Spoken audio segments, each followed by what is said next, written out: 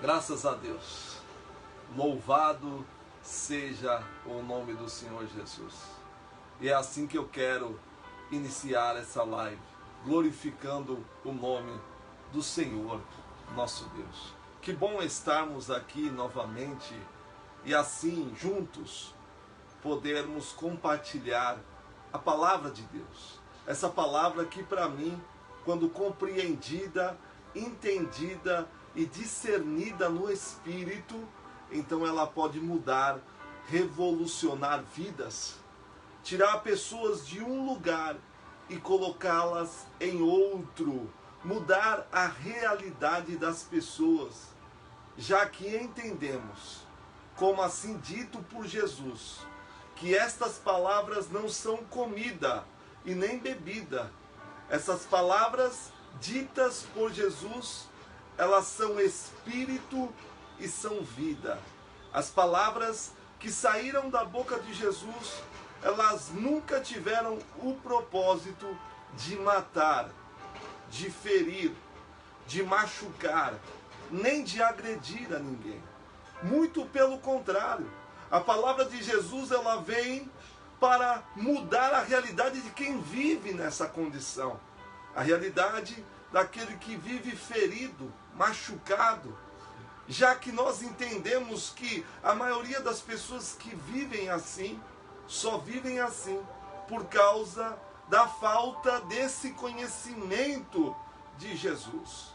É claro que eu não estou querendo dizer com isso que o conhecer Jesus vai simplesmente te poupar, simplesmente vai te impedir de passar por constrangimentos e por situações desagradáveis.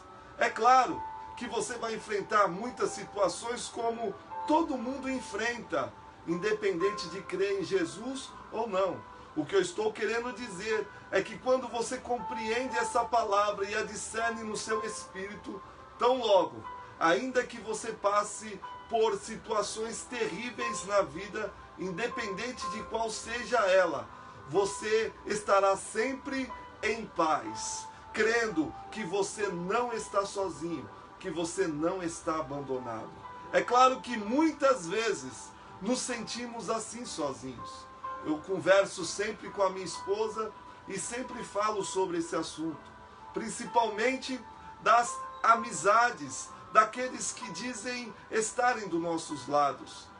Tenta imaginar nesse momento quantas pessoas passaram pela sua vida, quantas pessoas você fez amizade com elas, quantas pessoas de alguma forma fizeram um papel importantíssimo na sua vida, de alguma forma marcaram até mesmo a sua história, mas que hoje você procura e não os encontra.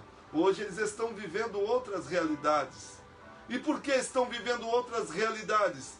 Porque eles seguiram o fluxo da vida. E simplesmente amizades, elas vão se acabando conforme as coisas vão mudando de lugar. Você está num determinado emprego e conhece pessoas ali, e ali você cria um vínculo bonito de amizade, de irmandade e de consideração. Mas após sair daquele lugar e não tendo contato mais com essas pessoas, o que tem de acontecer é você substituir aqueles que foram importantes para você até aquele exato momento por outras pessoas que agora vão passar a ser importantes para a sua vida. Pessoas essas que você não as conhecia, mas que para conhecer foi necessário você sair daquele determinado local e entrar para um outro determinado local. É assim que acontece. Quando eu leio a Bíblia, o mesmo acontece comigo. Eu li o Antigo Testamento, eu me apaixonei pelas histórias que estão contidas ali, todo o conteúdo histórico no que tange ou no que diz respeito à ação de Deus na história. Isso é algo que sempre me fascinou. Porém, nós vemos homens com grandes nomes no Antigo Testamento que fizeram coisas extraordinárias no nome de Deus. Mas todos eles se passaram, todos eles você procura e não os encontra mais. Sendo assim, eu encontrei um que é inesquecível, um que não tem como você esquecer dele e que está presente nas nossas histórias e no nosso dia a dia. Esse alguém é Jesus. Ele é o amigo dos amigos. Ele é aquele que mesmo quando todos viram as costas para você, ele permanece do teu lado. E é sobre esse que eu quero falar nessa noite. Eu quero falar sobre esse que é gracioso, misericordioso, bondoso, amável. Esse que de alguma forma desperta em nós o significado do que seja a vida. Jesus, ele traz em si mesmo a realidade do que seja misericórdia. Eu já ministrei em algumas outras semanas atrás sobre esse assunto.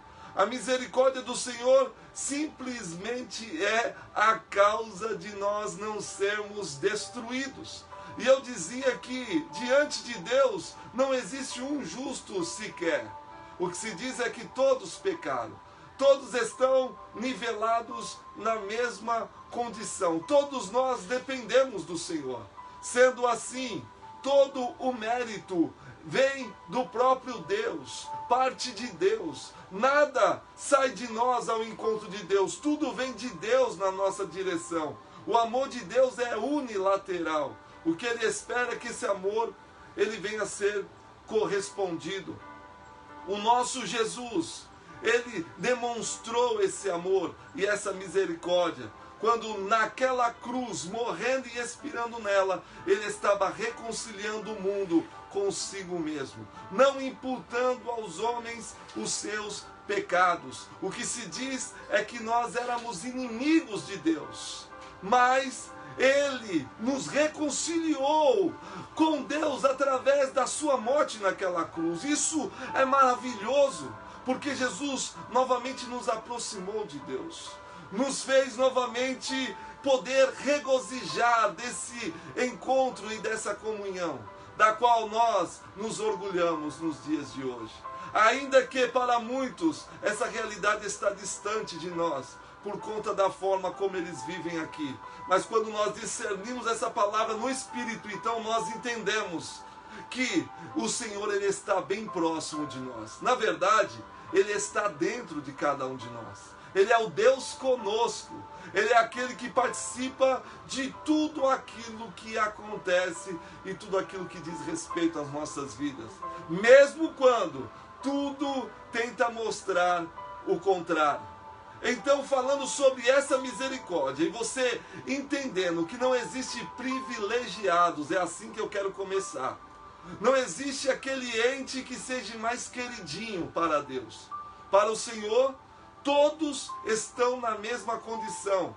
A diferença está então em que uns creem e acabam de alguma forma se beneficiando por conta desse crer. E muitos outros já desistiram de crer e preferem viver a vida como se Deus ele não fosse real.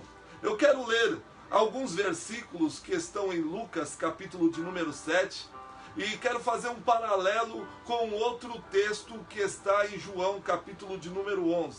E eu sei que você vai me entender. Essa mensagem eu simplesmente recebi do Espírito Santo, assim posso dizer, no momento em que estava no meu trabalho e ali estava conversando com a minha esposa. De repente ela me falou algo, e o que ela me falou, quando eu entrei no banheiro, naquele exato momento, tudo o que eu vou falar veio à minha memória em fração de segundos.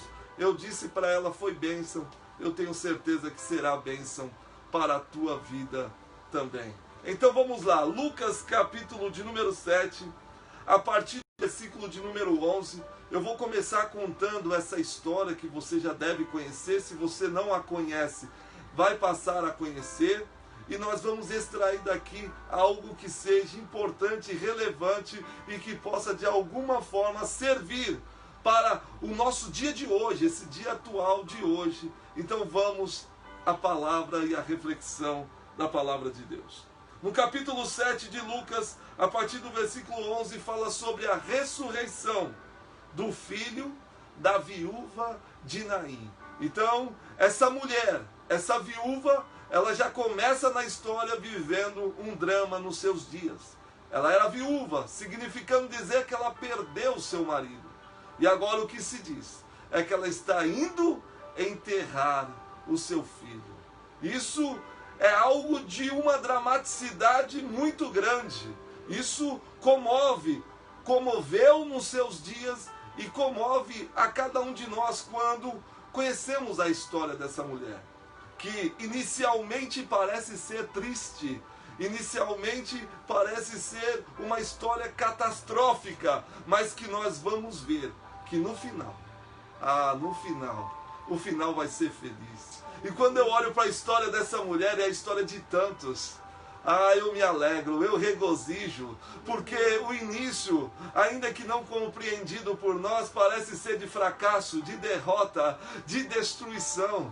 Mas o importante não é o início das coisas, e sim o final das coisas. Quem lê a história de Jó, no início pensa, Jó se lascou todo, mas quando vê o final, o desfecho da história de Jó, diz assim, poxa vida, que coisa maravilhosa. É assim, nós só não regozijamos hoje. Sabe por que você não regozija hoje? Porque você está olhando apenas para o hoje.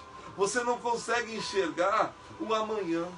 E para enxergar o amanhã, só através da fé, através da crença no Filho de Deus, que disse que estaria conosco. E se Ele está conosco, Ele é a garantia de que o nosso futuro, meu irmão, não vai ser de morte, de destruição.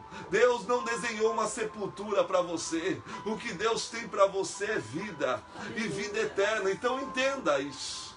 A história dessa mulher então se inicia dizendo que essa viúva, uma viúva de Naim, uma mulher pagã que não tinha conhecimento de Jesus, nenhum conhecimento de Jesus, que no momento em que está vivendo ela não encontra alívio, não existe mais esperança. O que existe nela talvez seja um sentimento de culpa, um medo que tomou seu coração por não saber o que vai fazer a partir desse dado momento. Um sentimento de culpa porque se foi o marido e agora de repente vai o filho, parece até que há algo de errado com ela. Muitas vezes a pessoa acaba vendo a si mesmo dessa forma. O que se diz é que essa mulher pagã, que não conhecia Jesus, eu quero dar ênfase a isso, ela não conhecia Jesus. E o que se diz então é que ela está caminhando no cortejo fúnebre. O seu filho está dentro de um caixão. Pessoas estão andando junto com ela, pranteando. Ela está indo a caminho do cemitério. Ela está indo para enterrar o seu filho. Eu não sei expressar o que essa mulher está sentindo, mas nós podemos imaginar a dor no coração dela. Cada passo que ela está dando a caminho daquela sepultura, parece que é uma facada que ela vai tomando dentro do coração. Quando nós conhecemos Jesus, tem pessoas até mesmo que, quando vê algo desse tipo, ele até fica com o corpo ali, ele se deita no corpo, ele ora com o corpo daquela pessoa que está morta, porque ele crê que Jesus pode ressuscitar. Mas essa mulher não tinha o que fazer. Ela não cria, ela não conhecia Jesus. E sendo assim, a única coisa que ela podia fazer diante da sua limitação era aquilo que todo mundo no lugar dela faria. Era levar o seu filho para ser enterrado. E assim ela fez. Porém, no versículo 12, o que se diz é que na porta daquela cidade, aquela mulher, ela vai estar sendo assistida por alguém. Jesus está olhando tudo o que está acontecendo naquele lugar. Agora, por que aquela mulher, sendo pagã, não conhecendo ele, atraiu e chamou a atenção dele? Justamente por causa da misericórdia dele.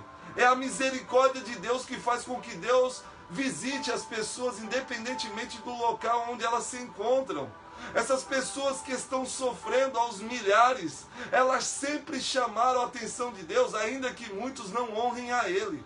honrem diversidade de santos e não queiram atribuir a Jesus a causa do milagre maior. E mesmo assim Jesus continua sendo aquele que promove milagres, curas extraordinárias nas vidas das pessoas.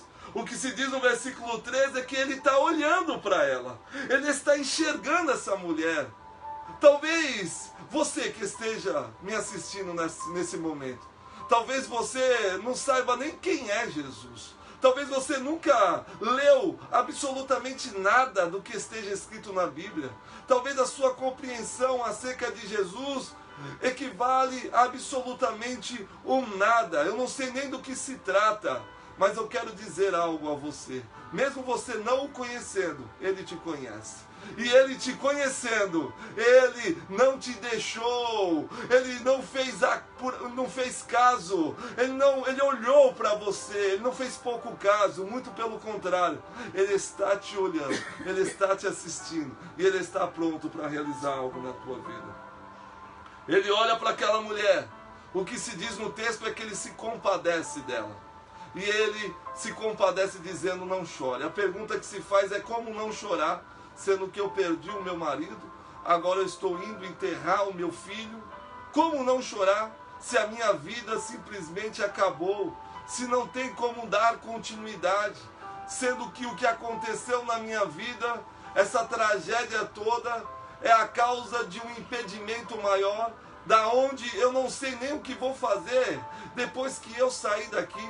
Porque tudo que eu tinha de bom foi embora. Talvez esse tenha sido o sentimento dessa mulher. Mas ele diz: não chore.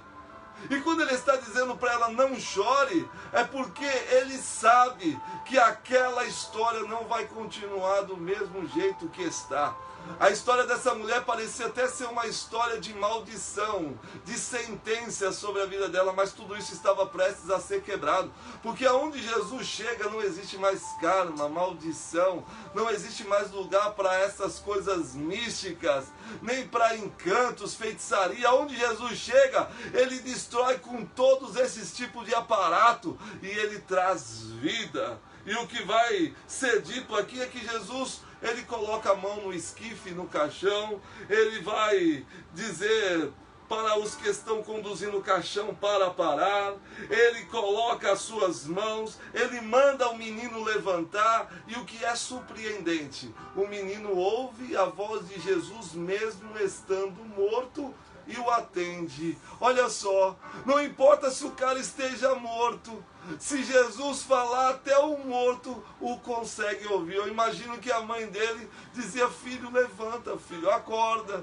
E nada aconteceu, por mais que ela amasse o filho, por mais que o filho amasse.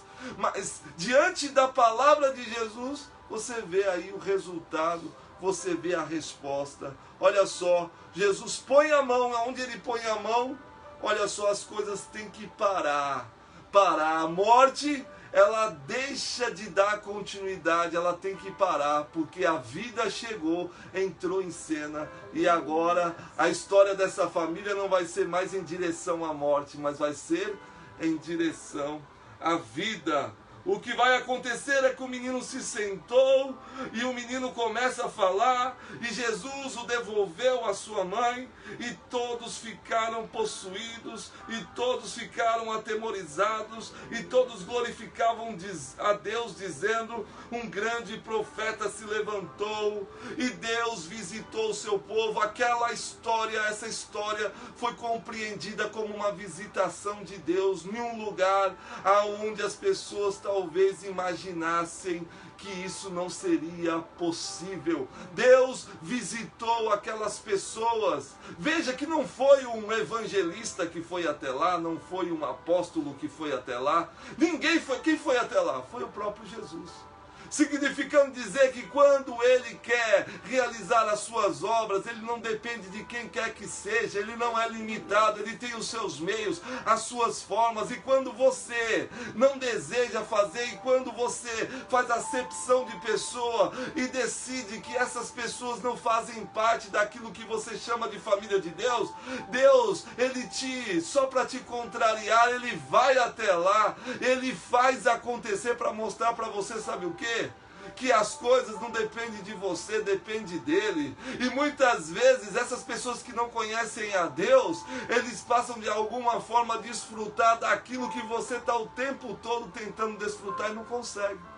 O que tem de pessoas que dizem amar a Deus, que estão na presença de Deus, que estão buscando a Deus, e não acontece nada na vida dessas pessoas. É ansiedade, é depressão, essa loucura toda. E aqueles que estão do lado de fora, que nem conhecem a Deus, muitas vezes estão vivendo numa situação melhor. E aí você fala, mas o que está acontecendo? Se eu faço tudo direitinho, eu não falto aos cultos, eu faço meus devocionais, eu faço os meus jejuns, as minhas orações, eu dou as esmolas aos pobres, eu levo minha oferta, o meu dízimo. O que está acontecendo? Por que comigo não acontece e com ele acontece? Eu quero que você entenda que tudo que acontece na tua vida não tem nada a ver com aquilo que você pratica como obrigação religiosa. Tudo acontece por misericórdia. E Deus trabalha aonde há sinceridade no coração. Deus viu o coração daquela viúva, havia sinceridade. Era uma mulher que amava a vida e que desejava que o seu filho estivesse ali com ela. Quantas pessoas estão aí que estão esperando em Deus, mas não tem nada a ver com vidas, tem a ver com coisas materiais, e é por isso que estão aí cheios de ansiedades. Pessoas estão morrendo dentro da sua casa e você não está nem aí, porque você não quer saber da recuperação deles. Talvez você nem acredita mais nisso.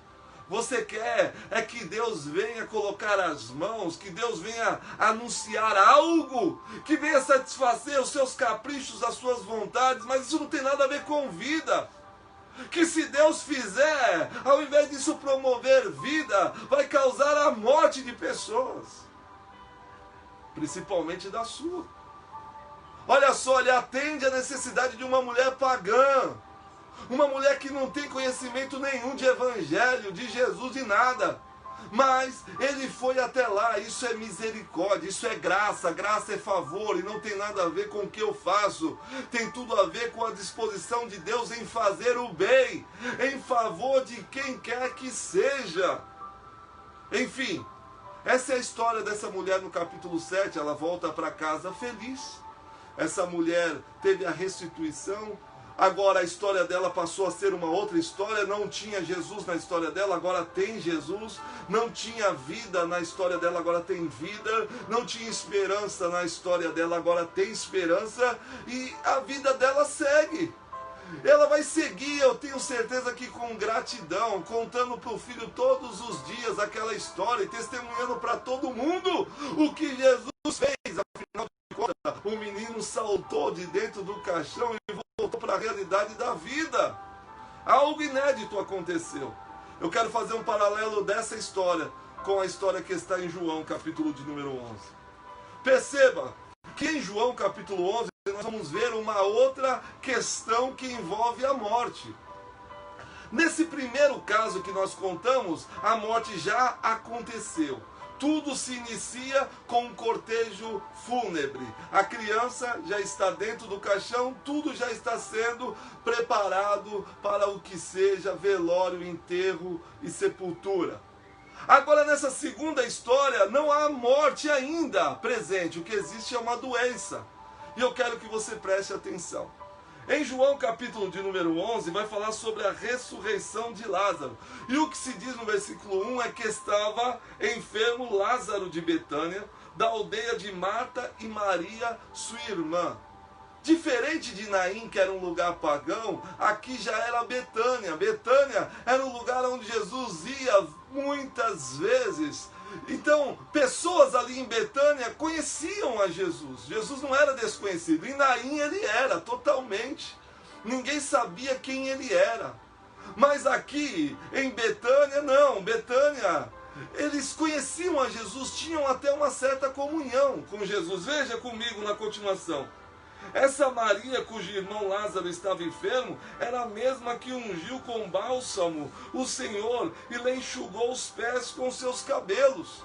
Essa Maria aqui foi uma daquelas que, sendo pecadora, manifestou uma fé graciosa quando foi aos pés de Jesus, reconhecendo quem ele era, se quebrantando, alcançou o perdão dentro da casa de um homem que era leproso e que não conseguia enxergar a sua enfermidade a não ser a enfermidade daquela mulher. Eu quero que você perceba isso, olha só. Na continuação da história, no versículo 3, o que se diz é que essas duas irmãs, que conheciam Jesus muito bem, porque Jesus se hospedara na casa dela por algumas vezes quando ele ia para o lado de Betânia, elas mandam chamar Jesus, diferente da viúva de Naim, que não tinha a quem chamar, não sabia o que fazer, nem a quem recorrer. Agora, existe a realidade de Marta e Maria, que conhece Jesus e que por conhecer, manda-o chamar. Então elas, no versículo 4, elas pedem para que alguns servos dela, eles vão até Jesus para anunciar a Jesus que Lázaro, a quem ele ama, está enfermo. Olha, Jesus, Lázaro, a quem tu amas. Perceba que Jesus amava Lázaro, existia uma comunhão, existia uma coisa bonita entre Jesus e essa família, diferente da viúva de Naim. E olha só, agora Marta e Maria mandam chamar Jesus, porque conhecendo Jesus elas sabem que aquela doença que está matando Lázaro, ela pode simplesmente sair do corpo dele e Lázaro pode novamente ficar sadio, curado. Então elas mandam chamar Jesus, manda Jesus vir. Jesus é a solução, nós reconhecemos. E então os mensageiros vão. O que acontece no versículo 4 é que ao Jesus receber, quando Jesus recebe a notícia, ele vai dizer o seguinte: essa enfermidade não é para a morte, mas sim para a glória de Deus, a fim de que o Filho de Deus seja por ela glorificado. Jesus vai dizer aos mensageiros, manda dizer a Marta e a Maria, para elas ficarem tranquilas, porque essa enfermidade não é para a morte, o resultado dela não é a morte. Ela não irá causar a morte, mas, muito pelo contrário, essa enfermidade é para a glória de Deus. Então eles voltaram. Agora eu fico tentando imaginar os mensageiros voltando, e então Marta e Maria recebendo a notícia. Então elas ficaram felizes, porque elas ouviram dos mensageiros que Jesus disse que aquela enfermidade não era para a morte, ou seja, está tudo bem. Significando dizer que vamos tocar a vida. Nós já sabemos que o mal não vai acontecer. Você sabe que é engraçado que muitas vezes nós temos uma palavra como essa, de Jesus dizendo, esse mal que está acontecendo, essa situação que está acontecendo não é para a morte, não é para o seu desastre, para o seu fracasso, para a sua destruição. Não, não é. Mas é para a glória de Deus, e nós temos essa palavra. Só que, na prática, quando as coisas estão acontecendo, nós simplesmente não conseguimos manter uma fé condicionada a essa palavra que nós recebemos de Jesus. Porque no momento em que recebemos a palavra, tudo bem, mas os dias se passam e muitas vezes por nós não conseguirmos ver o que nós esperamos e vemos as coisas caminhando ao contrário do que se espera, então começa a vir dúvida, começa a vir uma série de outras coisas. O que acontece é que Jesus disse que a enfermidade não é, mas o que vai acontecer aqui na história é que Jesus, ele simplesmente não vai até Betânia. Vão se passar 4 dias. E sabe o que vai acontecer? Aquilo que eles não esperavam acontece. Lázaro, que agora, diferente da viúva de Naim, que estava vivo, né, diferente do filho dela, ele, enfermo ainda, ele morre. E agora existem uns pensamentos dos quais não tem explicação. Calma aí, ele morreu. Jesus falou que não era para a morte, ele morreu.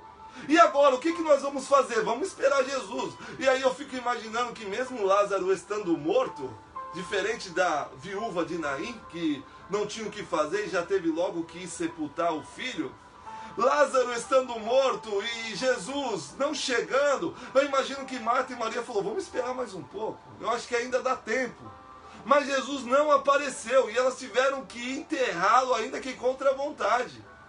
Então elas colocaram Lázaro na sepultura, fizeram todas as formalidades da época, prantearam, choraram, e agora já é o 4º dia. Agora depois de 4 dias que Jesus está indo para lá. Isso é intrigante, não é?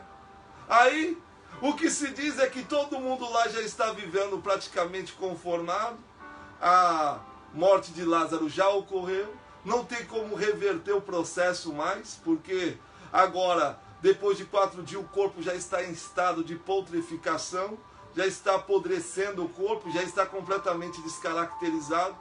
Sendo assim, acabou.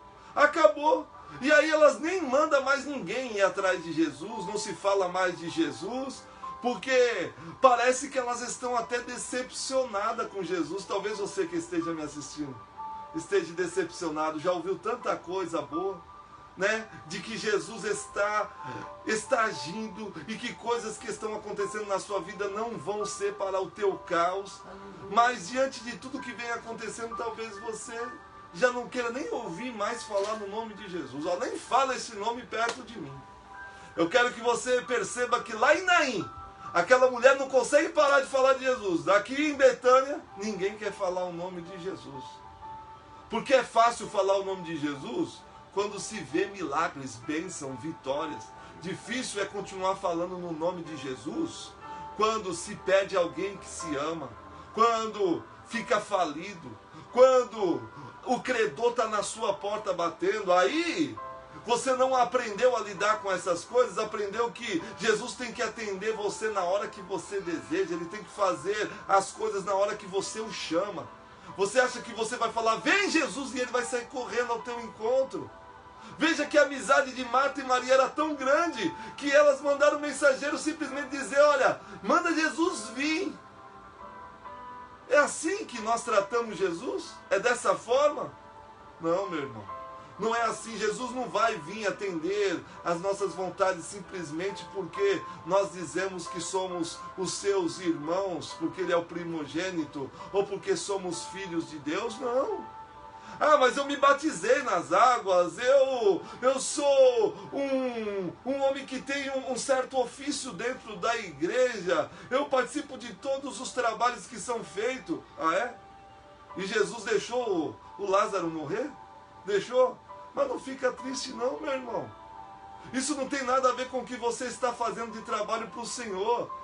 Isso tem tudo a ver com o trabalho que o Senhor está fazendo em favor de você. Às vezes coisas têm que acontecer na sua vida. Lázaros precisam morrer muitas vezes para que coisas comecem a nascer em você, para que coisas mudem na sua forma de ver e de enxergar. O que vai se dizer então é que Jesus fica lá 4 dias. Ele não foi até o encontro de Lázaro. Lázaro morreu. E aí, no versículo de número 13, Jesus, porém, falava com seus discípulos e ele dizia, agora nós temos que ir até Betânia para nós despertarmos a Lázaro, porque para Jesus a morte é simplesmente a realidade de um sono. Para Jesus a morte não existe, o que existe é apenas um sono que passa quando ele chega. Ele disse, vamos lá despertar Lázaro, porque ele apenas dorme. Os seus discípulos, sem entender, disseram, mas se ele apenas dorme, então não há necessário e tal. E aí Jesus vai pegar, como eles não estão entendendo, Jesus vai falar o português claro, Lázaro realmente morreu. Realmente, mas eu vou lá e eu vou despertar ele. E dê graças a Deus por isso ter acontecido, porque vocês vão ver coisas agora que não vai ter como vocês não glorificar a Deus. Lembra que Jesus falou que essa enfermidade não era para a morte, mas era para a glória de Deus?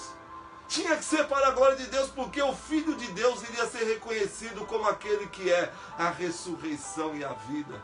A viúva de Naim já havia provado dessa realidade. Mas aqueles que tinham comunhão com Jesus, que estavam com Ele o tempo todo, ainda não tinham desfrutado disso. Meu Deus, quantas pessoas não estão com Jesus, não é? E ainda não desfrutaram absolutamente de nada. Estão que nem o irmão do filho pródigo. Estão ali dizendo, Senhor, eu estou há tanto tempo com o Senhor e nada tu me dá. Não estão desfrutando de nada, porque não entenderam absolutamente nada. O que vai então acontecer? No versículo de número 16. Então Tomé, aquele que entre os discípulos era o que tinha mais dúvida, era o mais descrente, chamado Dídimo, ele disse aos seus condiscípulos, vamos também lá nós, para morrermos com ele. Ou seja, havia acontecido um episódio lá onde Jesus foi apedrejado, e eles quase mataram Jesus lá, Jesus conseguiu escapar, e aqui Tomé está dizendo, não, nós vamos até lá para correr risco. Ninguém quer correr risco. Mas Jesus corre todos os riscos quando se tem alguém que está necessitado, morto, doente, que está precisando dele. A maioria dos discípulos de Jesus de hoje, quando reconhece os riscos que se tem em relação ao ir até lá, muitos decidem ficar. Eles não vão. E sabe por quê? Porque eles temem a própria vida. Mas Jesus disse que nós tínhamos que ter o mesmo sentimento que ele. Jesus disse que nós tínhamos que se expor. E aquele que perder a sua vida por causa do amor ao Evangelho, ele disse que ganharia a sua vida. Mas aquele que tentasse salvar a sua vida, tentando se poupar, se esconder, esse perderia a vida. Porque esse se enquadra na realidade daquilo que seja alguém covarde. Para nós terminarmos, para que você venha entender a mensagem. Então, Jesus ele chega ali naquele lugar. Maria, Marta o vão receber. Marta vai dizer a Jesus, Senhor, se tu tivesses aqui, Lázaro não teria morrido, trazendo a ideia de que, mesmo o Senhor estando aqui agora, o Senhor não pode fazer absolutamente nada. Se a viúva de Naim estivesse ali, ela ia dizer, oh, mulher boba, você não sabe de nada. Se o Senhor estivesse aqui, eu sei que iria acontecer. Mas já se passou, o corpo já está cheirando mal. Meu Deus do céu, não importa como esteja o corpo, não importa como esteja a história, Jesus, ele sempre tem a chave nas mãos que pode mudar qualquer realidade. O que vai ser dito aqui é que elas diante de Jesus só sabem se lamentar. Porém, o que Jesus vai dizer a Marta, a Maria, eu já não te hei dito que se tu creres, tu verás a glória de Deus. Eu já disse a você isso há muito tempo atrás, Lázaro ainda estava vivo. Você esqueceu disso. E ela disse, eu sei, Senhor, eu sei que no último dia, no dia do juízo, vai haver ressurreição. Aí Jesus olha para ela e diz assim para ela, no versículo de número 24, versículo que me conquistou para Deus, do qual eu não consigo largar Deus por nada, é justamente esses. Quando Jesus diz no versículo 24, a Marta diz, eu sei que ele há de ressurgir na ressurreição do último dia.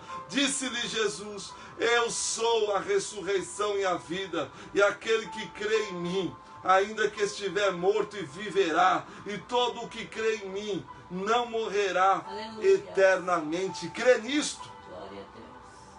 Jesus é a ressurreição e a vida. Eu dizia isso no meu trabalho, para um colega de trabalho chamado Márcio. Eu dizia, todos os grandes líderes, fundadores de religiões, morreram. Allan Kardec, Giuseppe Smith, Charles Taze Roosevelt, Siddhartha Gautama, o Buda e tantos outros líderes morreram. Eles morreram e o resto mortal deles estão aí, depositado em alguma urna, em algum lugar. Mas Jesus é o único que pode dizer, eu sou a ressurreição e a vida. Porque ele esteve morto, mas ele reviveu. É o único que pode trazer consolo e conforto para o nosso coração. É por isso que eu não me estribo em absolutamente nada daquilo que é filosófico, maravilhoso, mas que não gera vida. A única coisa que pacifica o ser, que gera vida, é essa realidade de que Jesus, ele é a ressurreição. Porém, Jesus diz, vamos até lá. Aonde está o corpo de Lázaro? E eles precisam indicar a Jesus onde está o corpo. Quando chega lá, existe uma pedra enorme que está na frente do túmulo de Lázaro. Jesus pede que tirem a pedra. A pedra é tirada e Jesus simplesmente diz, Lázaro, sai para fora, assim como ele falou com o filho da viúva. Ele fala com Lázaro, sai para fora. Lázaro simplesmente saiu. Depois de 4 dias morto, Lázaro se levantou e saiu. Você tem dúvida de que Jesus pode fazer alguma coisa para mudar a sua história, para mudar a minha história? E meu irmão, o que eu e você temos que fazer nesse exato momento? Se você não conhecia Deus e está caminhando nessa vida, em algum momento o Senhor vai te encontrar, porque Ele está de olho em você. E se você não o conhece, tenha certeza, você o irá conhecer, porque em alguma dessas esquinas da vida, você terá um encontro com o Senhor. E eu quero profetizar isso aqui agora, que você não vai passar dessa para a próxima, antes de ter esse encontro com o Senhor. O Senhor vai te encontrar no caminho e vai te surpreender. E você que não o conhecia, vai o conhecer de tal forma que vai passar o resto das suas vidas testemunhando o poder, a graça e a misericórdia de Deus. Agora eu quero dizer a você que se estriba na religião e no simples fato de ter conhecimento de tudo aquilo que está escrito nesse livro. Você que diz que está com Deus e que anda com Deus e que todos os dias cumpre com o seu papel religioso, eu quero dizer algo a você que está triste, dizendo, poxa vida, por que Jesus permitiu então que essa situação se acontecesse na minha vida? Eu quero dizer algo a você. Jesus simplesmente permitiu para mostrar para você que não depende de você para que algo venha acontecer na sua vida, depende tão somente dele, e que existe um momento certo para ele operar. Algumas pessoas ele opera ainda estando vivas, e essas pessoas simplesmente elas passam a viver uma outra realidade. Ele muda a história delas. Outras pessoas ele intervém no caminho, como no caso do filho da viúva. Ele não permite que chegue à sepultura. Ele muda a realidade no caminho. Alguns outros ele permite que essas pessoas cheguem a enterrar. Ele permite que o desastre venha acontecer.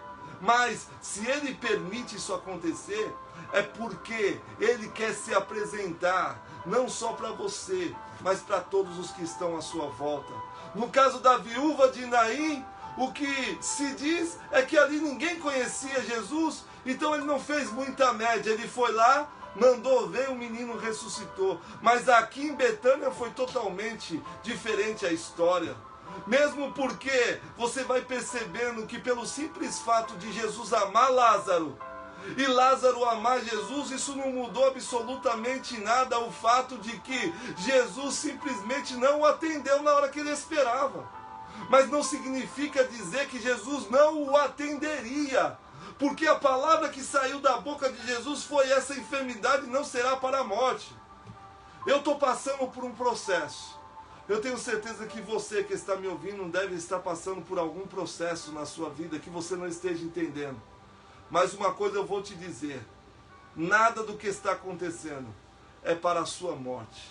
E ainda que você tenha que caminhar até a sepultura, ainda que você tenha que colocar com angústia no coração, com lágrima nos olhos, aquilo que você tanto ama naquele lugar, porque já não há mais solução para aquilo, eu quero dizer para você: vá, ainda que chorando, mas vá com alegria, porque eu tenho certeza que no momento certo você vai ouvir o que Maria ouviu quando Jesus estava morto e ela foi até o sepulcro dele.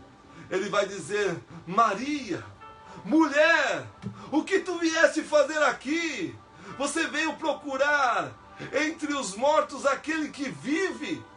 O que eu quero dizer a você, que tem coisas que você enterrou, que quando você for até lá para tentar velar aquilo, você vai ter uma grande surpresa. Sabe por quê? Porque coisas estão sendo, situações estão sendo modificadas.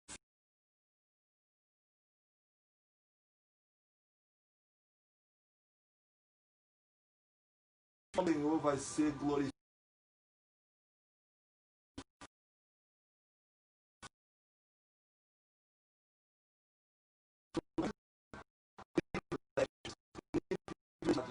O que existe é um simples efetuar de Deus, que faz quando Ele simplesmente quer fazer. Não é Deus que atende o nosso momento e a nossa hora.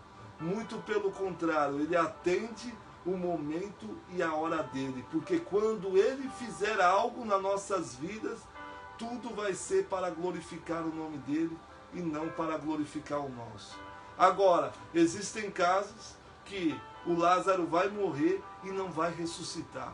E ainda que ele não ressuscite, eu continuarei crendo que mesmo assim, tudo que está acontecendo será para a glória de Deus. Contribuirá para o bem de todos aqueles que amam a Deus. Vejam aí essa história triste, não é? Veja que Jesus prontamente atendeu e socorreu uma mulher pagã que todo mundo da religião deixaria por último, né? Mas diante de Deus, os últimos sempre acabarão sendo os primeiros, não é? Então aquieta a tua alma, aquieta o teu coração, porque Ele vive e você pode continuar crendo no dia do amanhã. Vamos orar nesse momento. Senhor, eu quero te louvar por essa noite de segunda-feira.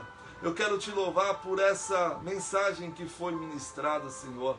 Eu sei que muitos estão vivendo, meu Deus, e não estão entendendo absolutamente nada, porque o que foi dito a essas pessoas é que elas tinham que ir até Jesus para deixar de sofrer. Porém, essas pessoas continuam sofrendo e elas não sabem o porquê, Senhor. Por que não funcionou comigo? É o que elas dizem, Senhor. Ah, meu Deus, não tem como viver nesse mundo e ficar imune, isento do que seja a realidade do sofrer. Nós sofremos, e sofremos simplesmente porque habitamos num corpo de carne. Sofremos porque vivemos em sociedade, onde as pessoas são umas diferentes das outras, onde nós temos que conviver com pessoas que são perversas, malignas, e com pessoas que têm boa índole, Senhor. Com certeza, o sofrimento, ele vai fazer parte de uma forma exacerbada na vida daquele que procura viver uma vida piedosa.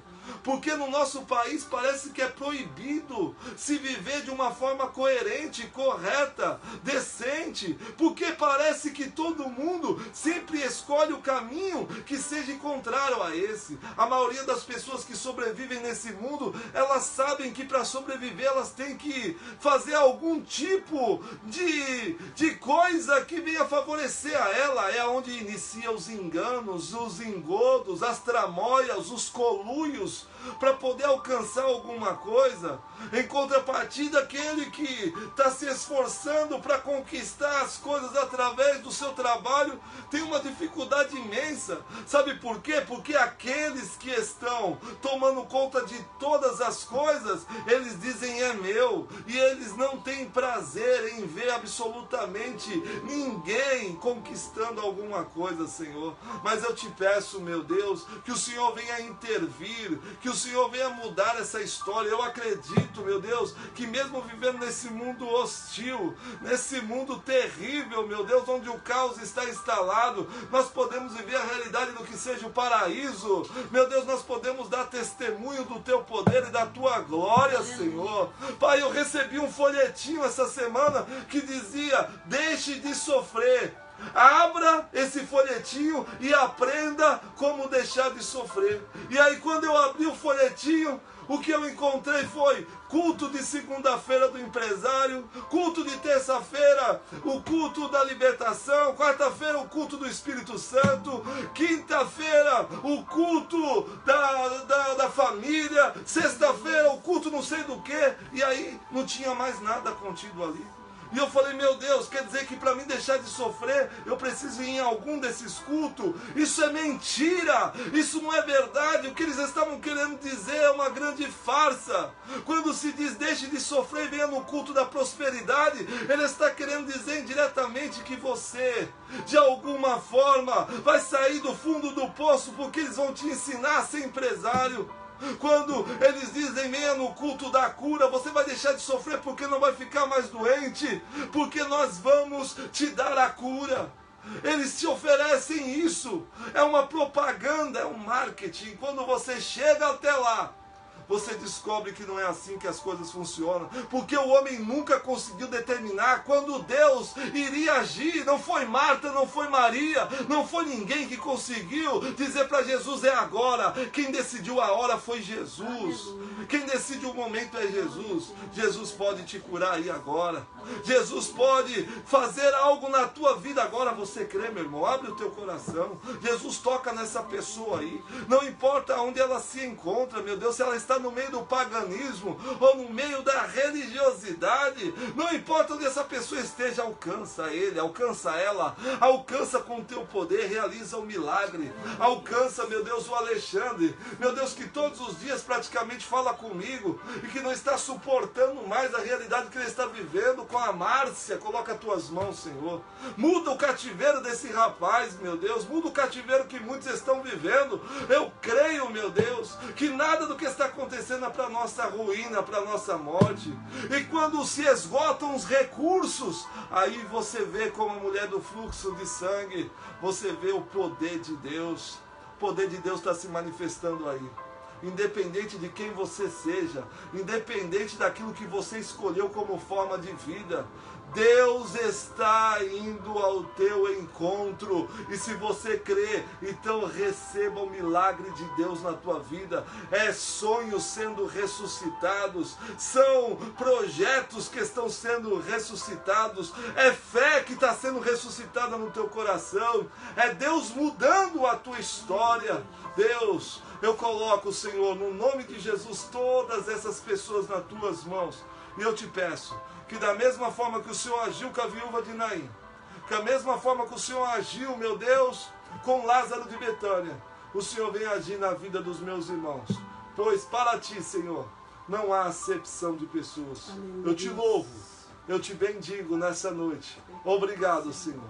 Que Deus os abençoe. Em nome de Jesus Cristo. Amém. Glória